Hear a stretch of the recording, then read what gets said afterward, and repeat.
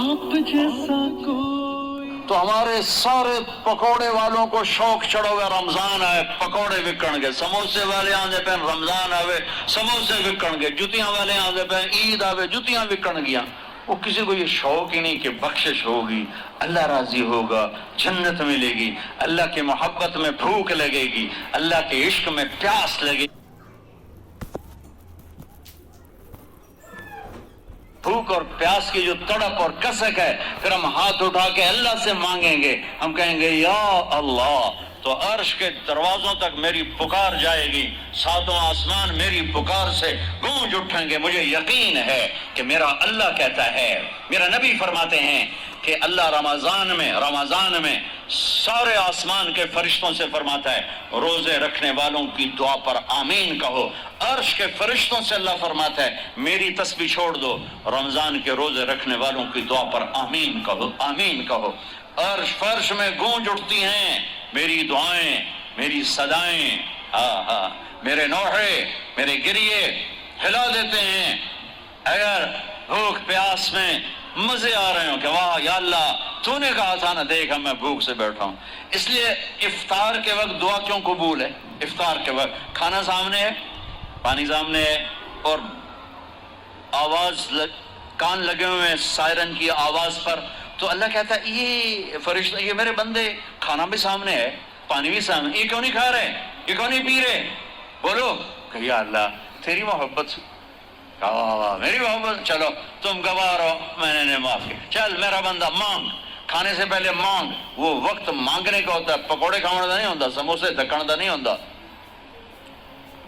سموسے، پکوڑے، کچوریاں، seven up, جام شیری، روح افزا، 500 چیزاں تو اندر پا لیندے ہو. سارے روزے دی تباہی پھیر کے رکھ دیتے. ایک مہینے کے لیے اوور ہالنگ ہے، ٹیوننگ ہے، ٹیوننگ. تھوڑا کھاؤ، تھوڑا کھاؤ، تھوڑا کھاؤ. ٹھنڈے شربت مت پیو، ٹھنڈے شربت مت پیو افطاری کے وقت.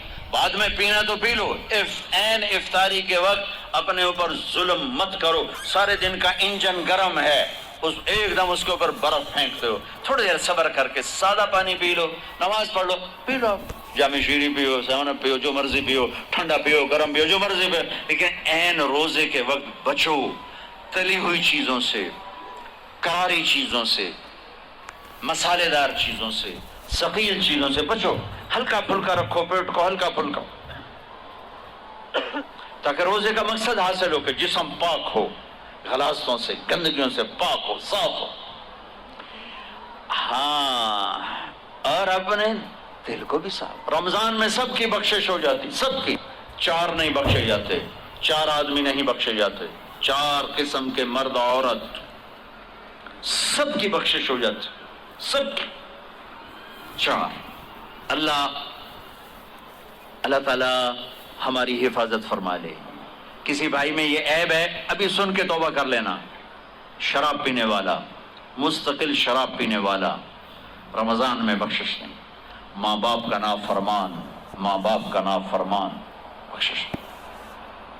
ماں باپ کا نافرمان کے لیے تو میرے نبی نے کہا کہ اللہ ہر گناہ کی سزا موت کے بعد دے گا. ماں باپ کے نافرمان کو یہیں سے شروع کرے گا اور آگے تک لے کے جائے گا.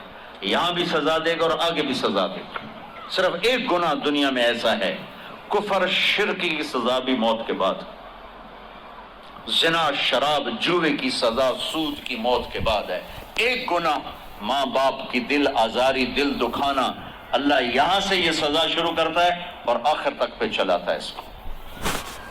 میرے نبی سے پوچھا گیا یا رسول اللہ قیامت کب آئے گی؟ آپ نے کہا اللہ کو پتہ ہے. کہ کوئی نشانی بتائیں؟ کہ جب ماؤں کو ذلیل کیا جائے گا قیامت آ جائے گی. ماں باپ کا نافرمان. تیسرا کون ہے؟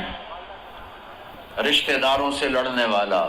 کبھی بھائی سے لڑا، کبھی بہن سے لڑا، کبھی خالہ سے، کبھی چاچے سے، کبھی مامے سے، کبھی تائے سے، کبھی پھوپھی سے. قریبی رشتوں سے لڑنے والا اور تعلق توڑنے والا، اس کی بخشش نہیں ہوگی. چوتھا کون ہے؟ کینہ رکھنے والا. کینہ، شہن.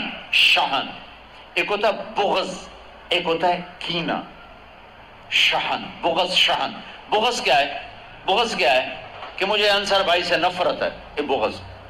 اور کینہ کیا ہے کہ میں ان کو نقصان پہنچانا چاہتا ہوں، نفرت کے ساتھ ان کی ٹانگیں کھینچنا چاہتا ہوں، اس کو کینہ کہتے ہیں۔ تو یہ 4 برائیاں معاف نہیں ہیں۔